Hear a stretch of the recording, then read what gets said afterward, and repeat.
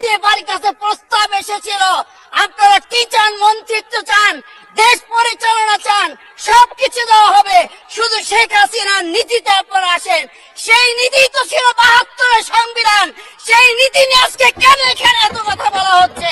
মরহুমা বেগম খালেদা জিয়া নিজে বলেছিল, আমরা সুযোগ পেলে এই সংবিধানকে আমরা ছুঁড়ে ফেলে দেব।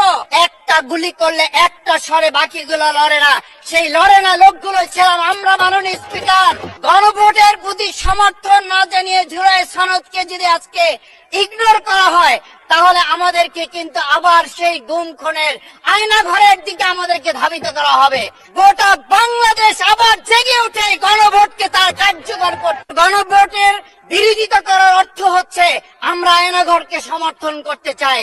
গণভোটের বিরোধিতা করা মানে হচ্ছে ৭০% মানুষকে আমরা অন্যায্যভাবে তাদেরকে আবার ধিক্কার জানাতে চাই। আপনারা যেমন ৫১% সমর্থন নিয়েছেন, ৭০% প্রায় জনগণ কিন্তু গণবিপ্লবের গণভোটের পক্ষে তারা রায় দিয়েছে। যে শেখ হাসিনা বাইরে থেকে বলেছিল আমরা এই দলকে ভোট দিতে বললাম, আর সেই দল আমাদের সাথে আবার বিশ্বাসঘাতকতা করেছে। আমরা কাউকে আজকে এখানে বলতে শুনে নাই শেখ হাসিনার ওই বক্তব্য সঠিক নয়। যদি সংবিধানই আমাদের রক্ষা করতে পারত, সেদিন বালু ট্রাক সরানোর ক্ষেত্রে সংবিধানের পৃষ্ঠা আমাদেরকে খুঁজতে হতো। শেখ হাসিনার শেষ সরকার নিষিদ্ধ করেছিল। এই জামাত শিবিরে হচ্ছে সবচেয়ে বড় সমস্যা, তাদেরকে নিষিদ্ধ করলে এই আন্দোলন থেমে যাবে। সম্মানিত মহাসচিব, তিনি কয়েক হাজার পুলিশের বেষ্টনীর মাঝখানে একটা মোবাইল নিয়ে তাকে আমরা দাঁড়িয়ে থাকতে দেখেছি, তখন সংবিধান আমাদেরকে রক্ষা করতে পারে নাই। সংবিধান যদি মানতে হতো, তাহলে আমাদের মাননীয় প্রধানমন্ত্রী বাংলাদেশে থাকার কথা না, অন্য দেশের বাইরে থাকার কথা। সংবিধান মানতে হলে বর্তমান স্বরাষ্ট্রমন্ত্রীর এখন দেশের বাইরে থাকার কথা ছিল।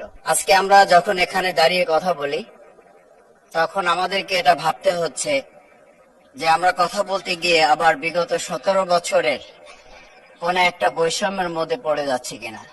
কিন্তু আমাদেরকে এটা ভাবতে হচ্ছে, আমরা যখন এখানে দাঁড়িয়ে কথা বলছি, আমাদের কথা বলার সময় শহীদ শরীফ ওসমান হাদি ইনসাফের পক্ষে কথা বলার সময় বলেছিল, আমার প্রতি যে জুলুম করবে আমি তার সাথেও ইনসাফ করতে চাই।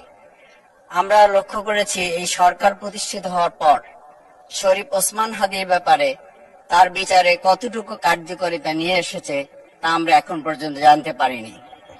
আমার মনে হয় আমরা সংবিধান নিয়ে ঘাটাঘাটি করতে করতে যদি সংবিধানই আমাদের রক্ষা করতে পারত, তাহলে সংবিধান আমাদেরকে বলে দিত যে আমাদের সেদিন বালু ট্রাক সরানোর ক্ষেত্রে